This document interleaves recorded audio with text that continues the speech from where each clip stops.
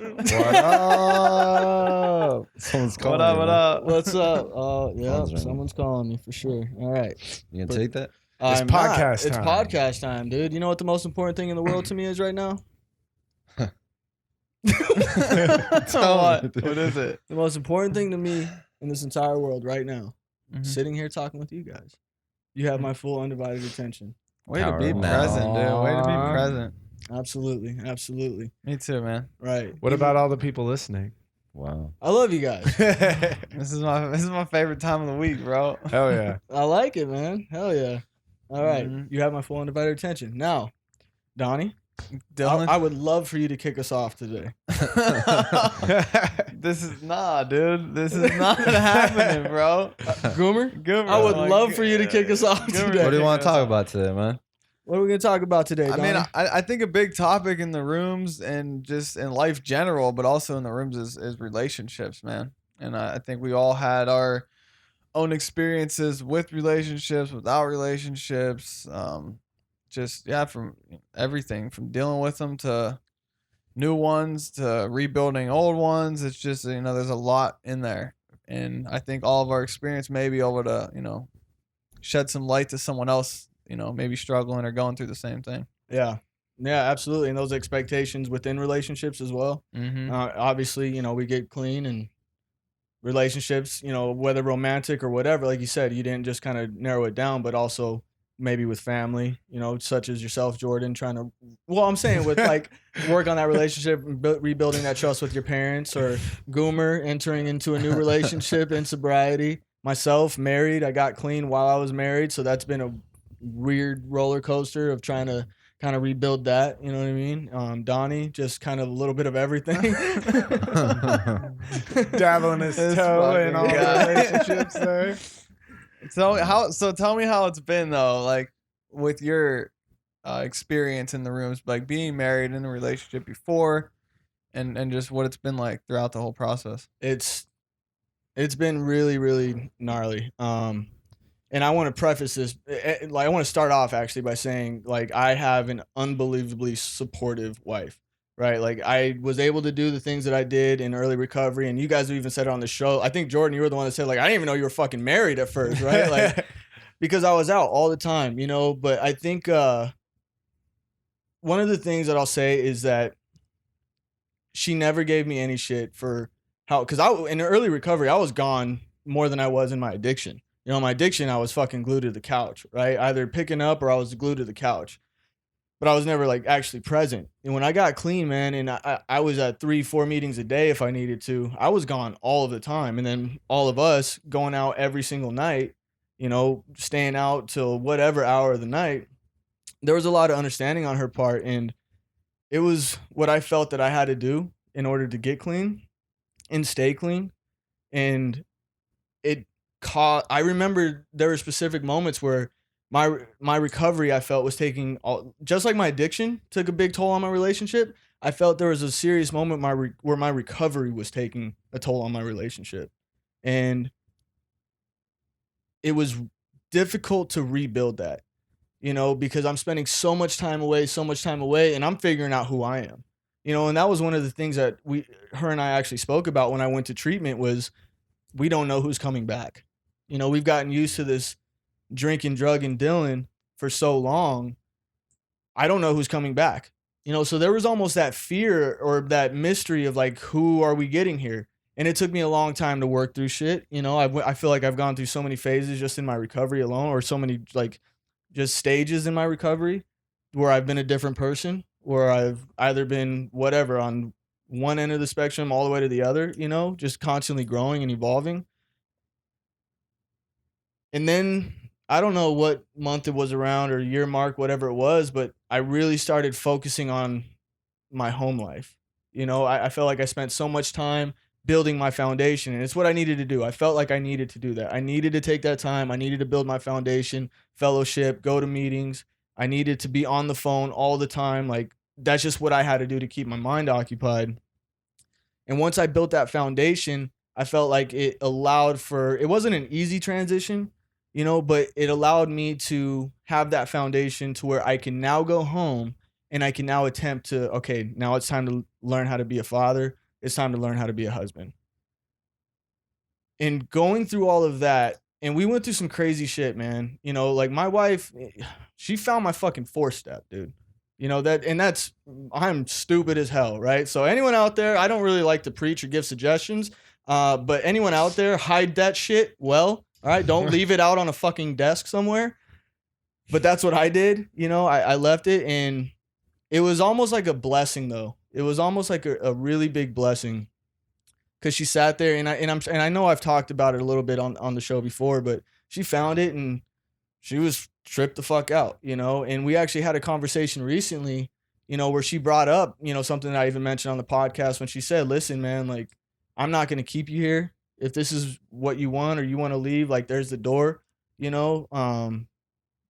But we worked on it, you know, and that all of that led to the most honest conversation, but most honest relationship we've ever had. She knows what I struggle with, whether it was the drugs. She knows the full extent of the drug history now, right? Like she knows about the lust stuff. She knows about like all of my shit now, right? She knows who I am, you know, just like when we were in the room, I don't know, like a month or two ago, and she points right at my area here, and she goes, "That's where all the fucking problems are, right there." I remember that. You know, so like we know those things, right? Like she knows those things about me. And as difficult as it's been at times, it's also, like I said, led to a seriously honest relationship where she knows I'm a sick motherfucker sometimes, man. She knows I'm a sick dude. But she also realizes I'm doing my best to work my program and 6 and 7 myself, and humbly ask God to remove these defects and these shortcomings, you know, some quicker than others when I'm willing to ask God to remove these obsessions from me. But it's been crazy, man. It's been crazy. But again, I can't stress enough the support that I had, because that's not something that everybody gets. So I feel extremely blessed in that aspect. You know what I mean? Yeah, no, I definitely do. You do have an extreme amount of support, and I've witnessed like the levels and the stages or phases that you guys have went through, like from just hanging out constantly with us till 2-3 in the morning, fellowship and whatever it took, to then you stepped away, you know, from the rooms, you know, and we always made jokes like we need meetings meetings because our recovery is making our life unmanageable, and it was For true, real, dude. but that's exactly what we needed at that point in time. And then you were able to step away, and I seen the progress and you guys working on the rebuilding a relationship, and the honesty, I think, has been the biggest thing that I've seen help you guys, and it's been amazing to watch. Yeah, it's been a journey, man. It really has. It's crazy. Like I'm sitting here trying to think of better words to describe it, but it's just gnarly. It just really is. Like that's all that's coming in my mind right now. I'm blanking, but it's just been that crazy.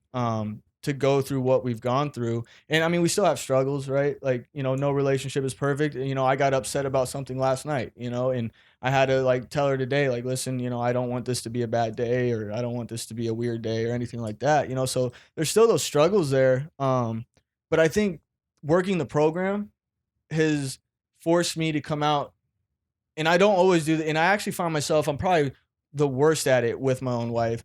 But working my program has caused me to come out and say, like, dude, I was wrong. Or like really force me to look at my part, right? And not expect them to, or expect her to read my mind or be who I think she needs to be, or whatever it is like that. You know, so again, like the program has really come in handy just in looking at my own part, man. Yeah, that's the hardest thing to do, I think, is fucking setting the pride down and be like, what's my part of all this? And those expectations, dude. Oh man, every time, dude. What is Dude, what are expectations, Donnie? Expectations lead to resentments always. But it's like what you said about, I think, or being able to say when you're wrong, admitting that, but also just setting the emotions aside, because like I have my feelings, and then my emotions are basically my feelings, like in action, and being able to separate my emotions and like have a productive conversation with someone. Yeah. It's difficult. Yeah. It's difficult. And I think anybody who's done a step 9, honestly, has felt that, because that's what I just did. You know, like I that expectations thing, man. Like I had to have a serious talk with my sponsor before I went and made certain amends. You know, and I had to really focus on just my stuff, just say I'm sorry for what I did without any expectations, you know. And I even talked to you and asked me how it went. I was like, it went pretty much exactly how I thought it was gonna go, you know. But it was that not those expectations, man, you know, because those will get me in trouble with any aspect of life, not just like a relationship, you know, business wise. You just asked me about, you know, some business associates of mine, and the first thing you said is, yeah, what did you expect them to do? And my answer was like, these motherfuckers, bro. I expected them to do their job. Right. Exactly. And they didn't, and then you felt some sort of way towards them. Yeah, I started getting resentments. I'm like, this is the last fucking deal I do with them. This is it. I'm done, you know, like I'm still impulsive at times, as you like to point out. So thank you for keeping me in check on that, I guess, you know.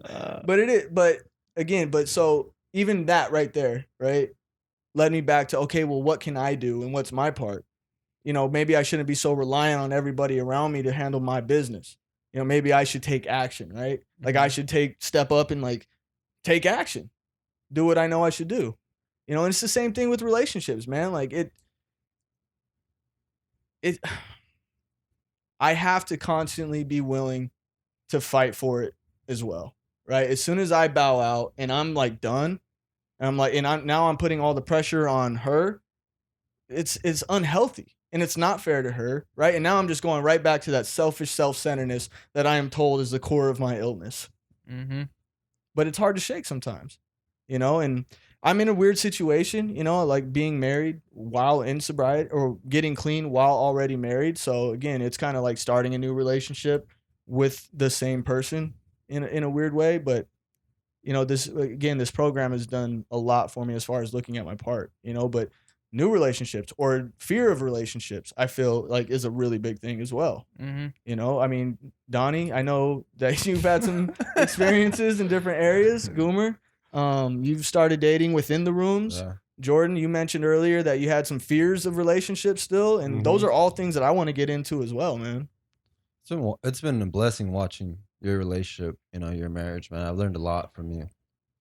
I remember calling you like a few times and like trying to repair a relationship, you know, with like the mother of my kids and stuff like that. It was just like I couldn't do it, man.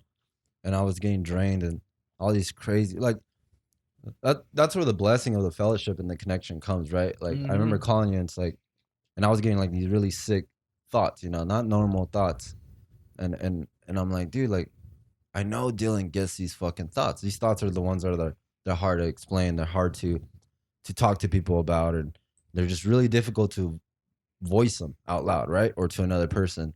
But having the relationship that I have with you, like I would always go to you, I'm like, dude, you gotta have these thoughts, bro. It's like, I know you, bro. Like, I was like, do you think this way? Does this shit pop in your head? And you're like, absolutely. And I was like, what do you do? And like you would give me some tools and stuff like that. And I remember calling you, man, because you made it look easy, right? I remember this conversation.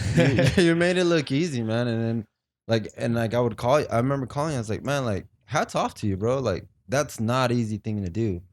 Like almost destroying a marriage to the point of no return, and then rebuilding it while you're getting sober and practicing all these things and constantly like, you know, one of the things that they teach us is like we don't blame no more. You know, we don't put the blame on anybody no more. Right. Everything is our own doing. So it's like seeing you work that constantly in your marriage and behind closed doors, who knows, right? Like you said, every relationship has their ups and downs and things that don't come on. I'm pretty sure there's things that you don't discuss with us, you know, for the, I guess, the respect of your relationship or your marriage and stuff like that, which is fine. But just like the stuff that I do know and I've seen you grow in it and do the work, man, it's a blessing, man. And I've learned so much from it. And there's a lot that I have taken out of your path to doing that I've put tools in my pocket for later. Cause eventually, like, I know it's going to be useful.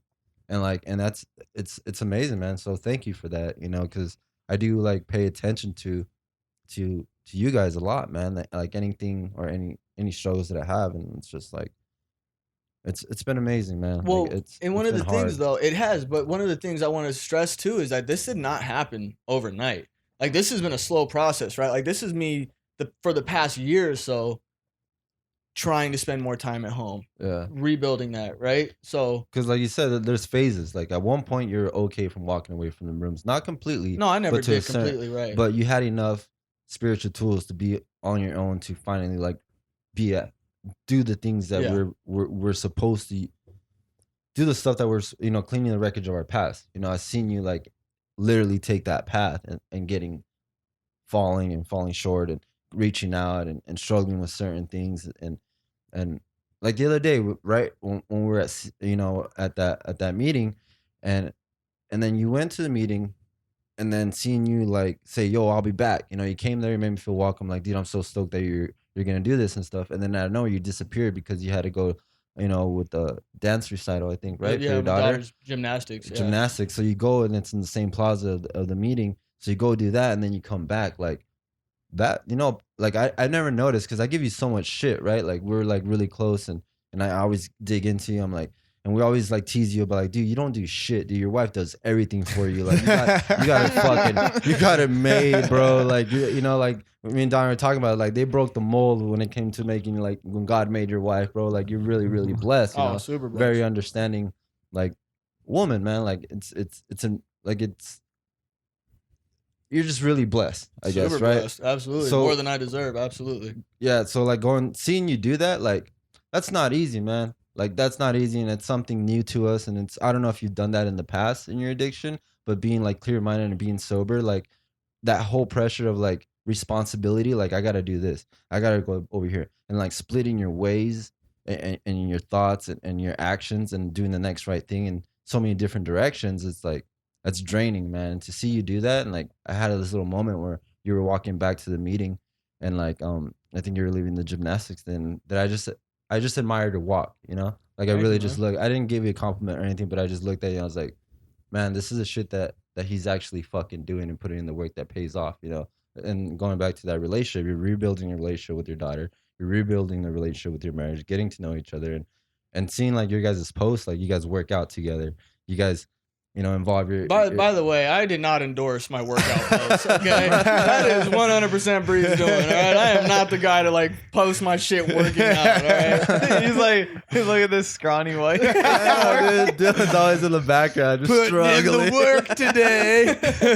But it's something like you've always said since the beginning. I will never lift weights. I will never work out. It's not me. And seeing you so involved and like, and now you like it. I see like it brings a certain glow to your recovery that you like. Now I see like when you talk about certain things, like it's teaching you how to like put those life experience into recovery type of thing, Yeah. And it's been cool, man. It's like almost like you're creating this beautiful like life with your family, and it's been amazing to watch, man. So props to you, dude. Thank you, dude. And I'm trying, right? But again, my situation is not everybody's, right? I have support, and I have a partner who has the same goal as that I do, right? So that right there is a blessing in itself, and I can't speak on a different situation other than that there have been a lot of rocky times where maybe we didn't see the same vision, but we do right now, and so that helps a lot. And just that time, right? I have 4 things, and I was just speaking with her, with my wife about this earlier today. Like I have 4 things, like there's like 4 major pillars in my life right now that really, really require a lot of time from me. My real estate, my family, my recovery, and my podcast. And I've also had to learn how to separate personal recovery and podcast, because to kind of go back to those expectations, for a while, I was considering this my 12th step obligation. I was considering this my meeting, right? Like this was my personal recovery, and it's absolutely a piece of it. But when I was expecting to do that, now all of a sudden my personal recovery is falling, right? So like learning how to separate those things as well, and not expecting this alone to be what keeps me clean or keeps me fulfilled. And it does. It's super fulfilling. I love hanging out with you guys. And like I've always said, if nothing ever happens with this, so be it, because I got to document one of the gnarliest times of my life with my fucking homies. Like that's awesome to me, Yeah, I did that same thing with the podcast, like especially when it first started. It was like I was like, I don't need meetings. They're having a meeting like, every week. You only need another alcoholic. Yeah. And I was like, and I was relying so much on this, and then we definitely started to see it like like my recovery in itself just start to fall. And like, not that anything got close to a relapse, but once I was like, okay, this is just our podcast that we do. And then I got the sponsor and started doing other work and working on myself. Like then it even made this more fun because now it feels like I can come in here and actually talk about something instead of being like, I can't wait to go vent in the podcast room, you know, actually like feel like I bring something to the table. So I did that same thing with that, like having to establish those two different things. Right. And I think what you just touched on too, man, like you said, it didn't come close to a drink, but like, that's not even necessarily what, obviously our goal is not to drink, but it's like that emotional happiness too. Yeah. Right. And that's, you know, when I was expecting just this to keep me clean, like, Yeah, I did the same thing, man. Because there's certain, like, when I hang out with you, it's like, for some reason, dude, like, I don't practice no principles. Dude, I know. Like, we just let our diseases or sickness just fly, right? Yeah. So it almost became, like, for me, like, the podcast became, the way I, like, hanging out with you guys and the podcast, like, became my recovery, right? Like, it started becoming a new foundation where it's like, it started becoming the place where I don't practice shit. I just let anything fly. Like, I don't have to do shit. They're going to love me, accept me, because they know, like, exactly where I'm coming from. And we've been through the trenches together, so it don't matter. So I started taking the way I recover with you guys in the podcast to, like, the outside world. And they didn't like it. It doesn't fly like that. I got humbled real quick. I took some loves, bro. And I was like, and then I talked to another alcoholic. He's like, dude, he's like, it seems like that whole environment for you, it's like becoming its own program, like a different one, you know? It's like, and I was just like, man, you might be right. So then I started like going back to the basics and like, you know, just reaching out and going to actual meetings and stuff like that to try to figure out that balance and stuff that you guys are talking about. I'm just laughing, bro. I enjoy listening to you guys talk about this, trying to separate everything. And anyways, I don't All right, know. Mr. Wise Guy, why don't you give us some knowledge? I never did that. I've always had it separate. Anybody with a year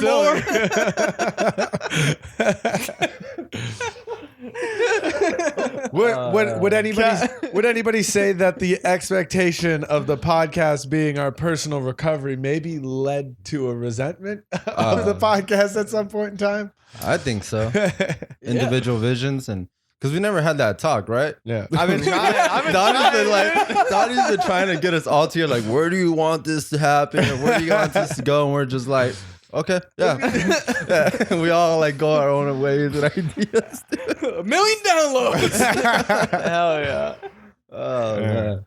No, but I was just trying to make sense of something. I don't know. Fucking don't listen to me. Relationships, Goomer. How's it been, man? How are your relationships? Up and down, man. It's been brutal. The family's hard, man. It's hard for me, at least. You know, like you said, dating. They say in the rooms, don't get in a relationship your first year of sobriety, right? Well, when I heard that, my brain told me, all right, after a year, you can get in a relationship. So that's exactly what I did. You know, AA, you know, they co-signed that shit, bro. So I got AA's permission to do it. So after a year, right? Like that is not true. That's what I heard, right? Yeah. And I started dating, right? I started dating this person that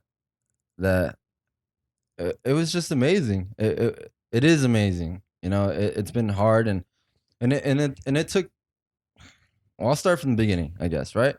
All right. Like, so after a year, you know, like I just felt really good. I had put so much work into my foundation that I felt spiritually fit, like all the time. And it was amazing. I felt good and I thought I was like ready at that point. Like I had gone through the ups and downs of like the relationship with the mother of my kids and that was done. You know, that was done and I just worked on myself and continue to push forward in recovery and just put my life back together. And this opportunity or like, you know, this thing just started evolving in the rooms, like with, you know, this other person in the rooms where, you know, I've always like was attracted to her, you know, and it was amazing, man. Like I took my time with it. I sat back. I didn't rush it. I worked my program on it. I would call other people about it. And it all seemed to be lining up perfectly. So I was just like, I finally like, something about her like made me like I was just so scared. Like I was just scared to talk to like another girl if that, you know, if that makes sense. Like I was just nervous, all this fears and stuff like that. But like it's because like I actually liked her. So like that was like the beginning of like that whole emotion. I was like, what is this, dude? So slowly started engaging in all that stuff and working on it and taking this path towards like dating her and talking to her and texting and things move really quickly, you know, like I'm the type of person that falls in love real quick, Oh, takes it yeah. really, really fast, and all this stuff, dude. All right, Oh, relax. yeah. Like you It's don't all know. like, Like, oh, yeah. that's a known trait for us. All right, relax. But I'll Yeah. keep it on I statement. Yeah. These statements, Keep please. it on you, bro.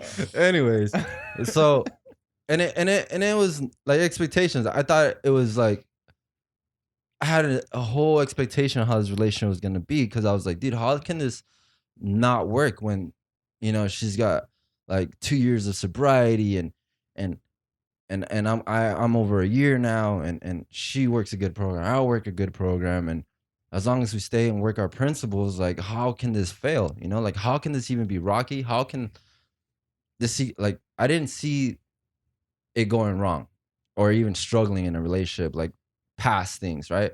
So like I started involving myself with this other person and it sped up really fast. It was like a match made in heaven.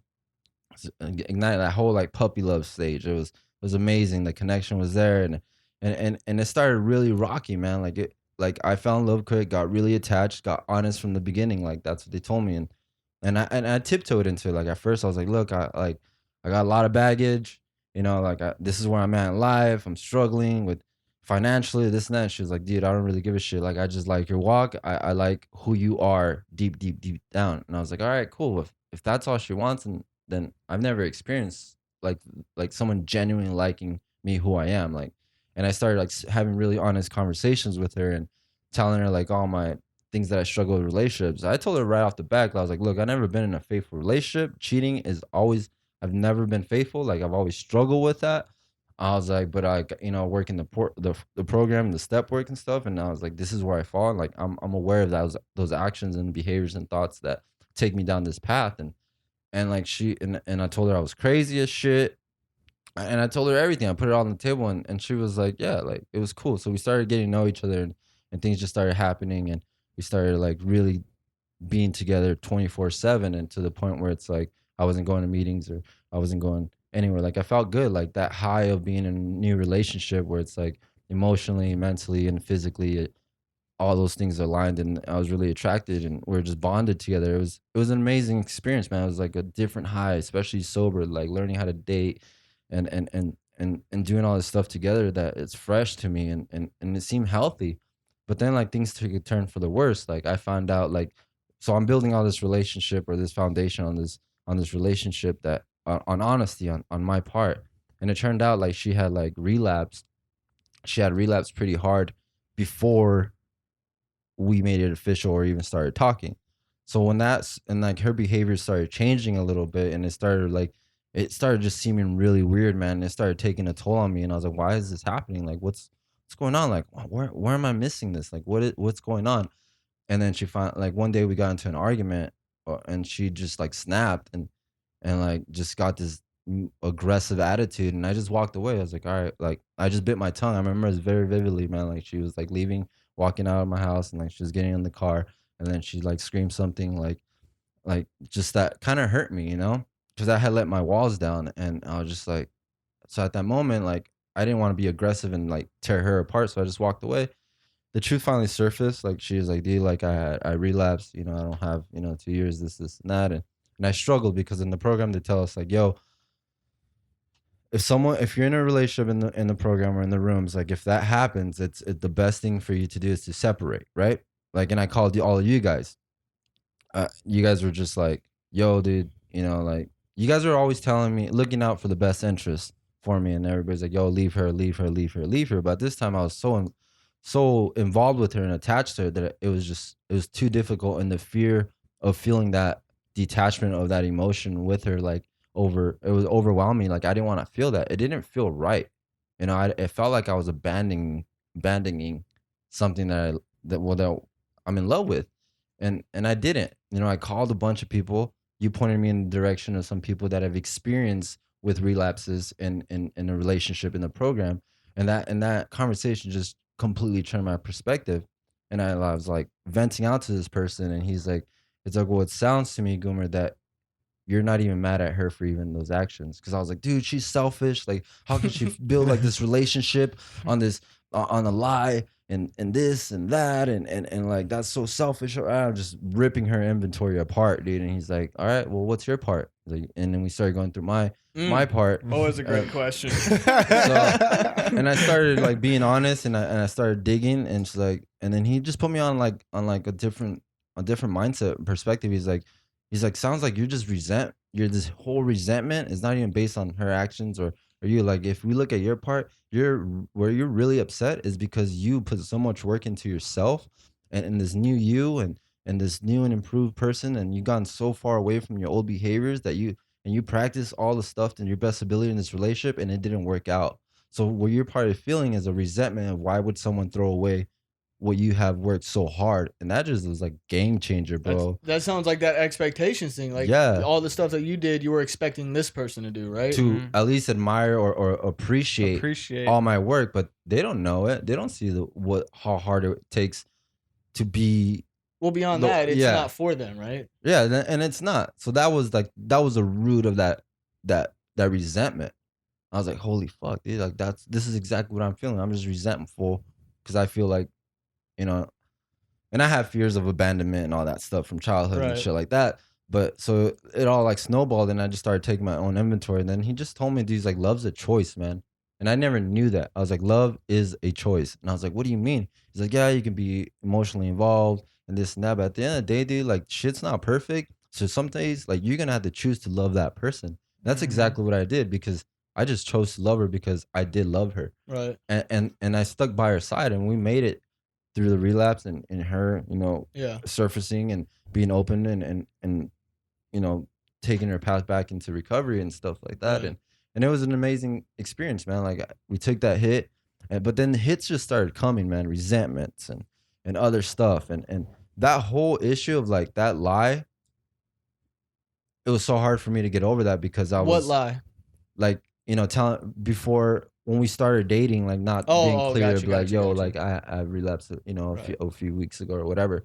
That whole like broken trust, right? Because I'm expecting you to be 100% honest because that's what I'm doing. There goes that buzzword again. What buzzword? Expecting. Yeah. Well, you got trained not to trust. Like after that one dude, experience, so, it's like, all right, no, dude, it was a motherfucker, dude. Like every little misbehavior, every little stumble, I just started obsessing over her behavior to the point where it's like, are you high right now? And you start picking. Then you start picking dude, every little thing. Worst thing I was able to do. So then I really had to bite my tongue and like tell my disease to shut up. I started just blaming those thoughts to my disease. Like every day, that thought, and I was like, nope, it's a choice. This is my decision. You gotta stick through it, and we're gonna do this. And we worked on it, and it became to like a very healthy, happy place. But things, you know, she has you know, she has children too, or a child, and then I have 3 kids, so it wasn't about me no more. You know, it started getting to the point where we started evolving our children's together and our kids, and it moved really fast, and like it was a weird thing, man, because it was hard because I even reached out to the counselors of my rehab, dude, in Mexico, because I was struggling with this decision, dude. And he's like, dude, he's like, it's your choice, man. He's like, try to understand her, you know, like the 11-step prayer, like love them rather than be loved, comfort them rather than be wanting comfort, and all that stuff. I started really working on that and started getting out of myself and my own thoughts and just really, you know, being there for her. And one of the things my counselor told me is like, Goomer, he's like, I've known you from day one, man. He's like, you have he's like, this is gonna be your hardest obstacle, relationships, man. He's like, you've done a lot of things, and you worked on yourself really hard here, and it sounds like you've been working on yourself with a lot of other things. He's like, but this is your fucking downfall, dude. He's like, you need to be careful, because he's like, if anything's gonna take you out, he's like, it's his relationship and heartbreak and unlove and all this stuff, dude. So common. It is, dude. And those thoughts, when that happened, I was like, well, I can relapse. Like, why not? like the thoughts of like getting high together was like a high. I was like, dude, imagine how fucked up we can get together, dude. Like it was crazy, dude. It's been crazy. But you know, my counselor told me, he's like, as addicts, we have sometimes like past traumas that are he kept it to like I statement. He's like, Goomer, he's like, you really have a high endurance or what do you call it, like tolerance for emotional abuse.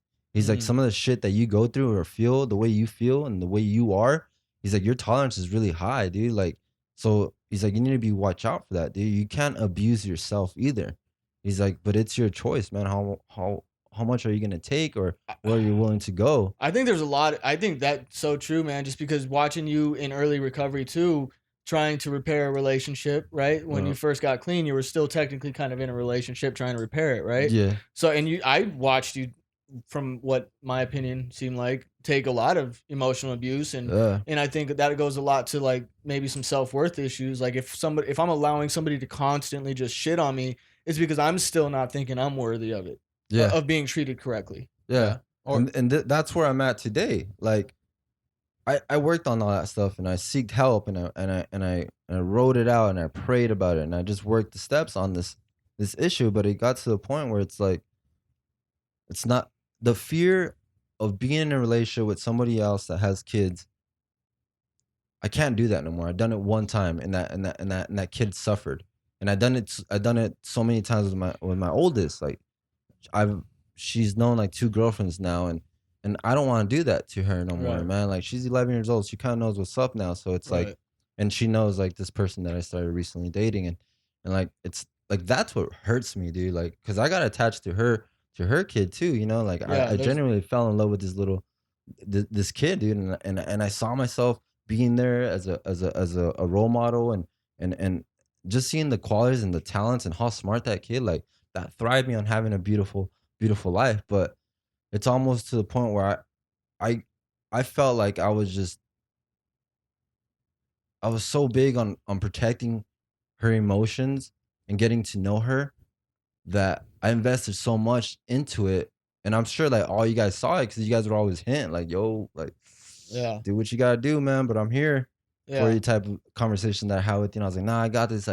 Like, I'm good. Like, almost like an egotistical thing. Like, dude, I've been through some shit, dude. Like, this isn't gonna knock me off or relapse or take me out. Like, dude, I got this. And not until the whole fog and our situation cleared up that I was so drained spiritually from like putting all of it in me in this, and that I was just like, I was done. I was kind of like done, and I wasn't really appreciating her no more. I wasn't like, I was kind of like low key taking it for granted, and like we both kind of like almost started babying and coddling our defects. Ooh, and yeah, like we started co-signing each other's little bullshit and like those little thoughts. I started being like rigorous honest with her, like with my feelings and emotions and stuff like that. And it got too late where I even like we got so used. I feel like this is from my perspective. I got so used to like doing this with her, this dance with her, where by the time where I wanted to practice a principle or be like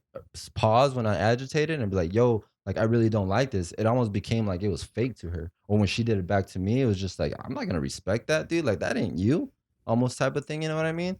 And then we would tear each other apart with that thing. And it was like glimpse of moments. Like it never got crazy toxic, but recently it got to the point where I gave up. You know, like you said, like sometimes, at least from my experience, like sometimes a partner is not going to put no effort, no willingness, and sometimes one of the other partner uh has to put in more work than the other one to get them kind of to like a balance type of thing. At least from my experience. So this time, like it was a couple times where we both didn't put. We hit like a little bottom or a bump on the road, and I had to swallow my pride and just reach out and be like, "Yo, I was wrong. This, and that." But now it's just like I'm just stuck. Like we recently just made a decision to take a break. Like it just we're kind of just gonna work on each other. It sucks. I miss her. I love her, but it is what it is. You know, like I know I'm gonna be okay, but at the same time, it's like how much time does it have to pass? Am I being prideful? Am I being egotistical?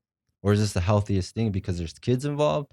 Like, and then on top of all this, dude, my baby mama is constantly texting me, admiring like the walk that I'm walking now and blowing me the fuck up, saying like, I love you, I miss you, this and that. So battling all this stuff, dude, and all my home stuff, like it drained me, dude. Like, well, you gotta have stop having so much damn swag, bro. All right, all right, dude. I'm sorry. My bad. I just like spit. Like I just vented No. out to you guys. But so there's a lot. I'm not gonna try to dissect every little bit that you just said there, but there are a couple of things. Because I think dating within the rooms, it can be great. I'm sure. I don't know, but I'm assuming there can be some awesome. But I also think it poses a really big danger a lot of times. And I think, and actually, one of the conversations I just had this conversation. It was a brief conversation, but I just spoke about this with someone who called me right now. The importance of working separate programs. Oh yeah. So when you're together in the rooms, right? And Donnie, you've kind of dabbled with that as well, right? Dating within the rooms, how important it is, because, and I could be wrong, correct me if I'm wrong, but it almost got to the point where, like this podcast, I was mistaking the podcast for recovery or my personal recovery, right? It almost sounded like, based off some of the stuff that you were telling me, that your programs, the line started getting blurred as far as what was her program, what was your program, and all of a sudden now it's just this intermingling thing.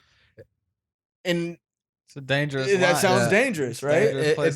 Well, we made an agreement. Like at first, it was like, because I was so spiritually high, I was like Captain Recovery, so I was constantly like trying 12 stuffing her, dude. Didn't like you say we needed a Captain Recovery shirt? Recovery shirt. Yeah. So I was constantly like taking an inventory, like lightly, and be like, yo, and like, you know, when you have these spiritual tools and you see someone in the program acting out, like you can tell them certain things that's gonna hit them where they know what you mean, type of thing, you know, like in a healthy way to take their inventory, just like kind of check them. We do it to each other all the time. Yeah, absolutely. So it was almost like I was constantly doing that, and we finally made an agreement. It's like we're not gonna take each other's inventory at all. But it became like a dangerous. But see, I don't agree with that neither. Like I disagreed with that from the first time that I heard it. You know, true, yeah, me too. Because a true healthy relationship, like as friends, we're gonna call each other out on our bullshit. Right. Because if I'm just gonna sit there and cuddle you and say, "Yeah, you're doing fucking great," like keep doing what it's you're not doing. a healthy relationship. That's not a healthy relationship. And Well, we tried a lot of things. We were both new to this too. You know, like she's never been in a serious sober relationship, and we never been. So before it became like an atomic bomb. Like I think right now it's like I'm okay. You know. Mhm. Well, and just to clarify on that real fast too, because I don't want to just leave it at that. I think taking inventory is bullshit. Real fast, because that could sound wrong. If I've admired somebody's walk, if I admire and I strive to be like somebody, I've taken their inventory, right? Where it gets unhealthy is if I'm taking Jordan's or Goomer's or your inventory, Donnie, and now I'm like basing my self-worth off of your inventory, or I'm starting to feel better than or less than based off of your inventory. But taking someone's inventory, the first time I was at a meeting, I was in treatment, this old timer was like, that's bullshit. You can't take someone's inventory. I like, in, you know, fucking cocky, fucking 27 days here, Captain Recovery. I was like, that's bullshit. I was like, if I admire someone, I'm taking their inventory. I'm examining the things that I admire about them, right? You know, so I do think that's, you know, I don't buy into that fully. I think you have to separate from like taking someone's inventory that you don't, you know or are friends with or have a relationship with, but then taking someone's inventory or allowing someone else to take your inventory and give you constructive criticism or constructive feedback. Like there's a difference between like, you fucking need to do this, and hey man, have you ever thought about, maybe trying to do this, or like asking questions and not telling them like you need to get your shit together. Talking to family, like, how's your relationship with God right now? Yeah, piss them off real quick. Yeah. But even like all the, I tried, I didn't go, I went a year without any relationship, and then I did, dude, the first year of my recovery. Dude, Jordan's eyes just said more than this whole 45 minutes that we've spoken. I was waiting for everyone else to. All right. Okay, yes, he did. Yeah, he did. Anyways, so that was my one rule. Like, I'm not getting in a relationship in the rooms. Like, that was it. Well, I ended up breaking that rule, and I went down that path, dude. And I had to separate myself away from like the whole situation and getting caught up in the feelings and the emotions and all that. And there was just a lot of different red flags that I seen coming up left and right. And I was just like, okay, I'm going to be honest, and I'm going to separate myself away from this, because I don't think this is going to be healthy. Right. And maybe that was me setting up expectations for the future or future tripping on, but stuff was just not, it didn't look like it was going to work out. Like maybe it could have worked out perfect, but I personally didn't see that happening. Right. And I think our visions of where we've seen life and our recovery from having honest conversations, we're just two separate things, and I don't think we aligned in the right direction, you know, because it's all about the direction that we're heading, I think. Right. And we weren't on the same path. And Sorry, I think that's just huge. yeah, because if we're, I mean, and that's like straight up like, where's your vision at, man? And mine was completely different. And I still, you know, love the girl to death, and she's a great person, and we still have a relationship. It's just not like an intimate relationship like that. You know, we're still friends. And that was another thing, is like in the rooms, you know, if it's making someone else, like me, I'm okay with it. I'll go to the same meeting. I'm fine. But it's like, if that person feels some sort of way, because I'm in, you know, I try to practice my spiritual tools where I'm like in complete acceptance, you know, of like every situation. Like I try my best to be, and to walk into a meeting and maybe they see me or something and they get fucking triggered or feel awkward or something. It's the same thing, goes back to like shitting where you eat or eating where you shit or whatever, you know. And that seems like it could be a big problem too. Like I mean, just from the outside observation, like what happens then? It like, sucks, I dude. can't go to my fellowship hall now. Yeah, like the place that sucks. saved my fucking life. I can't go to my meeting because I feel like, oh, I'm gonna feel some type of way when I see this person there. I like, think, it could be dangerous to turn the fellowship hall to fucking high school. It's the same situation of dating people you work with. It's the exact same. When if the relationship doesn't work out, you both still got to go to work together at the same place. The only difference is this thing is like saving your life. So it's like, we gotta go there. Right. Exactly, dude. and it could rob someone else from continuing to go to the same place. And that was when I was like, okay, I'm seriously gonna take this rule. Like, this is my fucking rule, and I'm not dating anyone in the rooms. And then it even comes to like dating outside the rooms. And then it's do I be honest with someone right off the bat and tell them my whole situation? Because I've been out there and there's a lot of gray area in that. And it all comes down to like, I'm not going to disclose that I smoked crack and did heroin, you know, on the first date. Or the third date. What's your favorite color? Crack. Just white or black. One day I want you to try it and just tell me how it goes. I was like, we'll just pick one. Right? We'll go and we'll swipe after this. We'll pick one. You go on a date. Yeah, I love it. And we're just gonna disclose. Damn, bro. Yeah, bro. We're gonna see what happens. We gotta give it to people, bro. Well, yeah, you know, experience. I do it, but you know, I don't mind telling anyone I'm an alcoholic on the first date. Well, yeah. So I think it's a little different, bro. I know. That's what I'm saying. Yeah. That's what I'm saying. It's not the same for me. I have a drinking problem. I smoke crack. Yeah, those two sound a little. It sounds different, just socially acceptable. We had this. I smoke rocks. Yeah, exactly. We had this experience the other night, dude. When I've been talking to some girl, and she's like, "What are you doing?" Because I didn't have my phone for like hours, and we were recording. I was like, "Oh, I was just recording a podcast," and this is after I went out with her for a couple times. That's always such a like. She's like, "Oh, what do you?" She's like, I was there for the whole thing. She's like, what do you guys talk about? And I was like, You should have been like, it's a healthy lifestyle podcast. Nice. health and wellness. No, I think we were under comedy, right? Yeah. Comedy. Dude, there's no addiction. Health and wellness, comedy. No, that is what he said. He said it's a comedy podcast about alcoholics and drug addicts. Zero grace. Wow. Zero smooth. Like it's Smooth. Like you could have just been like, oh, it's a podcast about recovery. I was caught off guard. It was comedy. Like that is like drugs. Drugs. But wait, You fucking panicked. he panicked. but wait, there's more. Go ahead, Donnie. It's a comedy. So we have like so Jordan's in the back seat.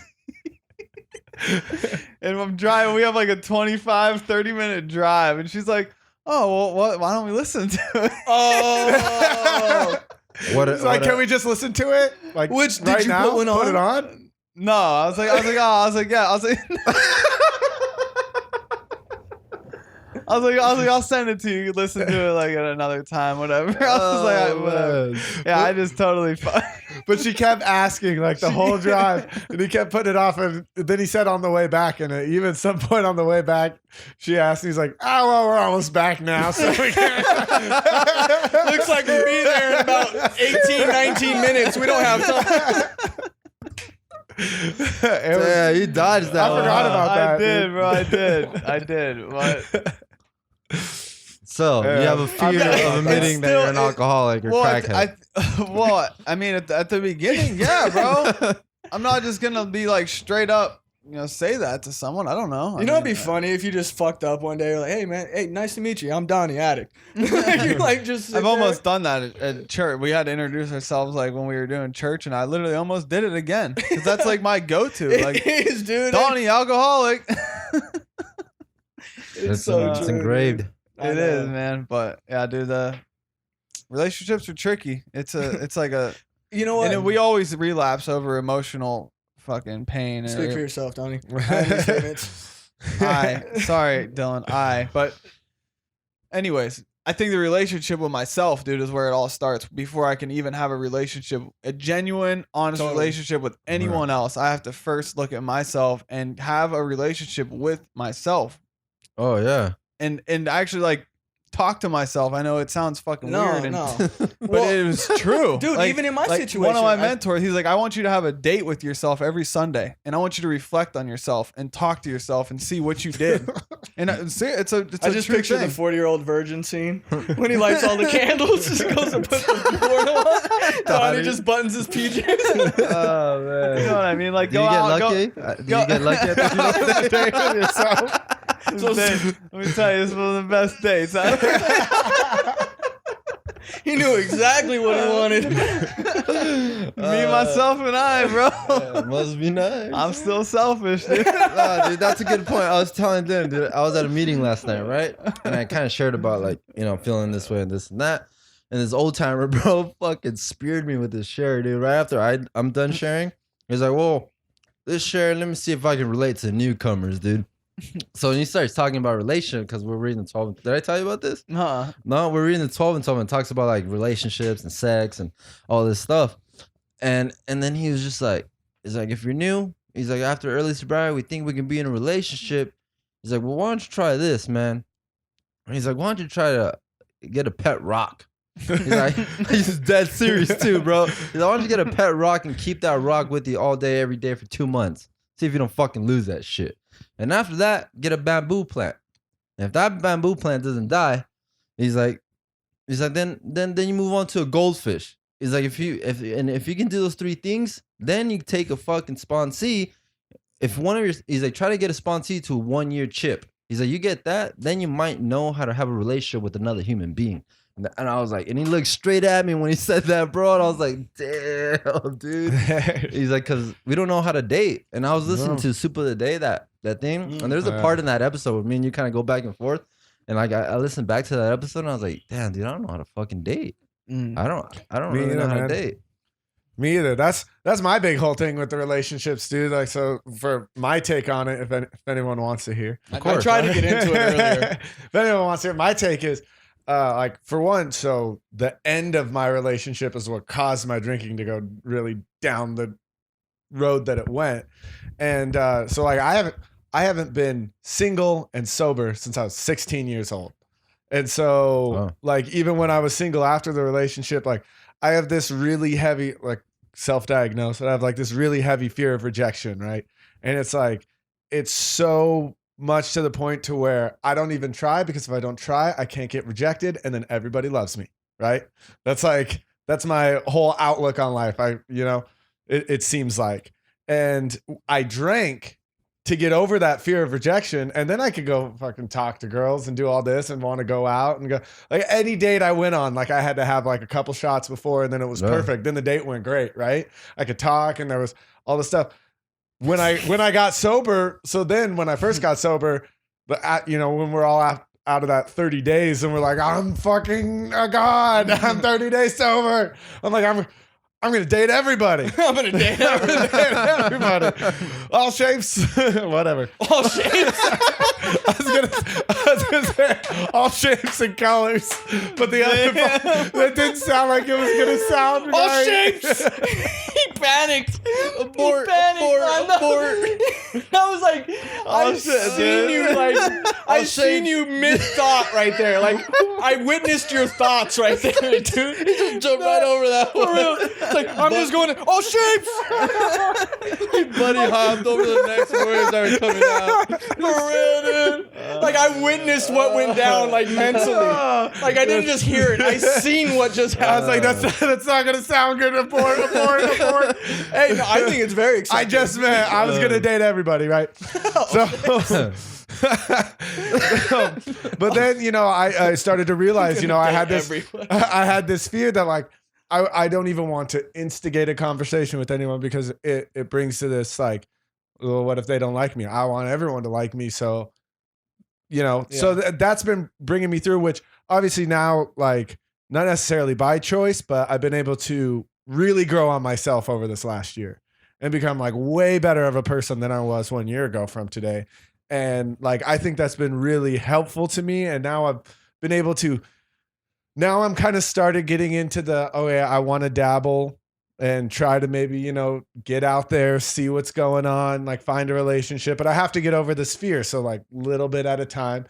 What I did over this last year, which I thought was really helpful to me, was I really took my insecurities and I started working on those first for myself. So all the little things that like I'm insecure about, if I work on those and, get better, then that will help my confidence level. And what were some of the things that you would do for that? Well, like, just like, I've used this example, like probably even on the podcast and stuff before, but brushing my teeth, right? I like never brush my teeth in my addiction, like ever. Mm-hmm. And my teeth were fucked up. And like every time I looked in the mirror, like yellow teeth, I was like disgusted by it and all that. So like, I really made that like a really big fucking part of brush my teeth every day, brush them every day.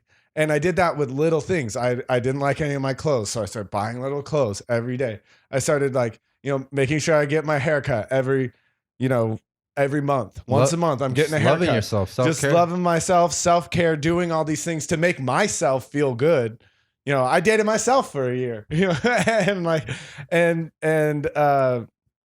so I just started doing like those little things. And so now I'm kind of getting to the point, but I still have that fear. Right. And I talked to Donnie about it a lot because you're kind of like the fellow single guy in the group, and kind of get his advice. But like, I just got to get over it and I'm working on it. Right?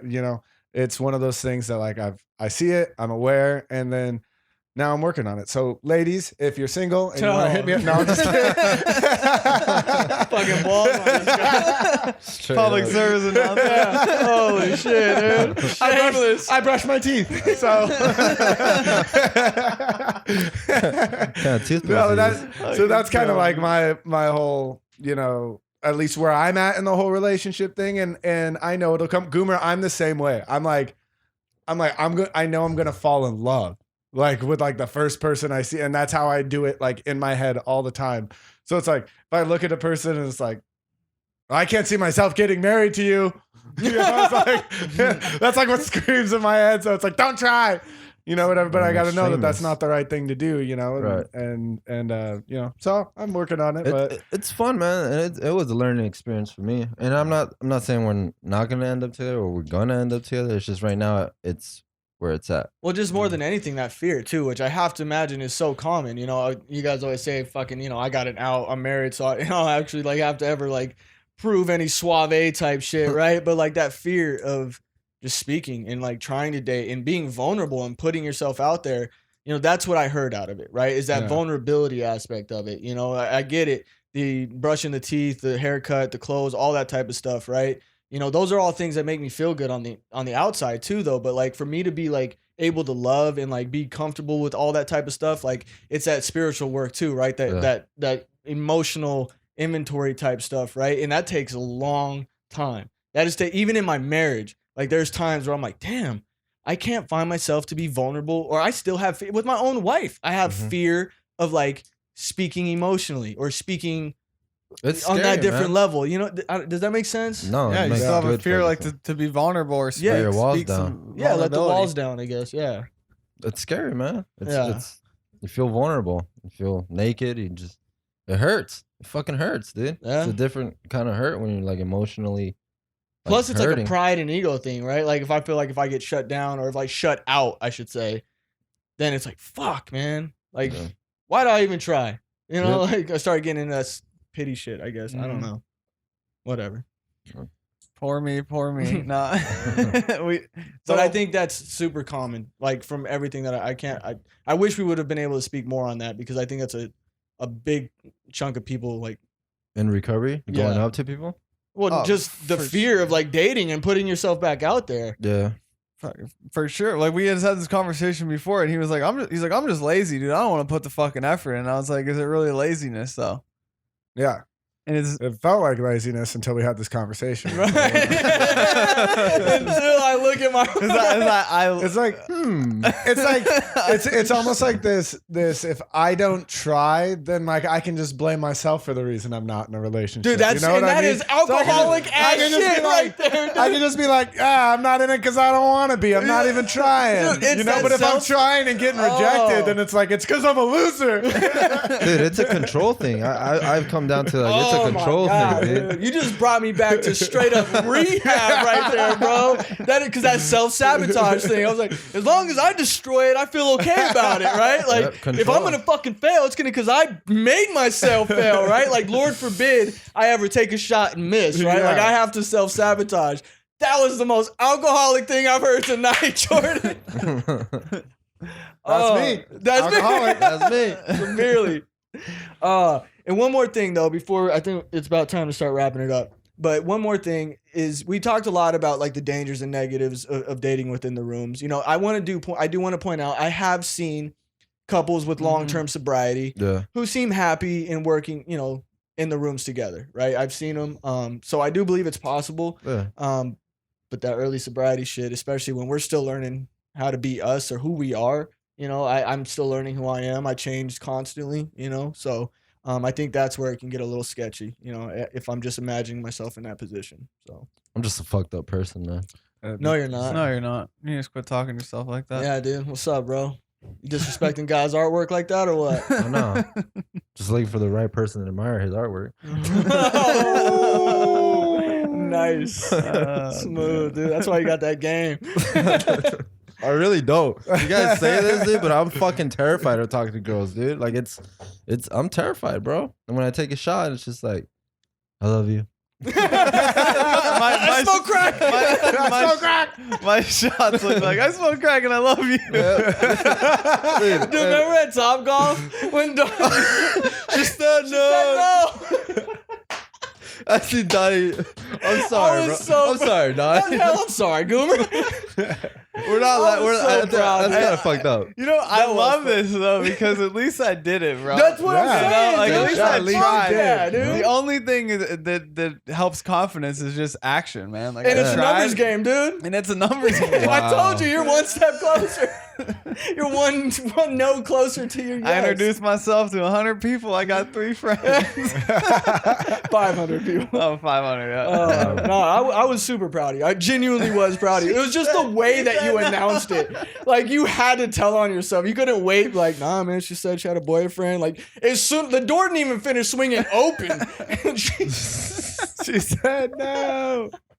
Oh, dude. Oh, I love it. I remember we were talking about like, dude, I think he's got it. Like, we're so confident. We Like, were, gonna get we it. were, dude. All of us. Yep. I was like, dude, he's got it. I'm happy for my boy. She said no. Out of nowhere. Dude. Oh. That's funny shit. Dude. Well, I love it, bro. But you've been in like several dates now, man, and it's been cool to see. It has been cool to see. We can say that, right? But you've been on several dates now, so I tried. You panicked, dude? Am I up next to panic? I can't stop laughing. Oh shit. Anyway, Thanks for pointing that out. So, ladies, I'm single. Anyway, You know what, dude? You know what? Jordan, what time is it?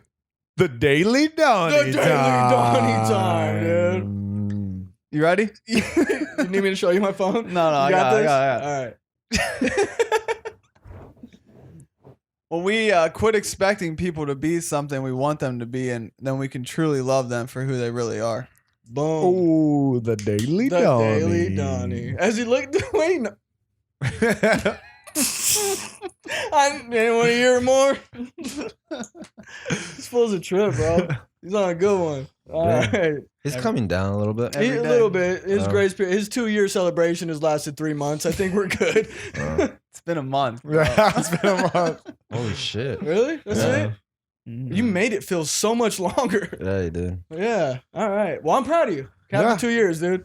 All right. Well, that was a good conversation. Still a ton more that we can get into. Yeah, we should make a part 2 about this later. I'm down with it for sure, man, because definitely a lot more we can get into. But yeah, cool. Well, thanks for the daily, Donnie, Jordan, Goomer. Thank you guys so much for keeping me clean today. Everyone out there, thank you so much for being a part of my recovery. Please like the show, subscribe to the show, leave a review, share it with somebody. Reach out to us if you need to. Goomer's happy to give you the phone number, and we're happy to help in any way that we can. We thank you so much for listening to another episode of Not So Anonymous.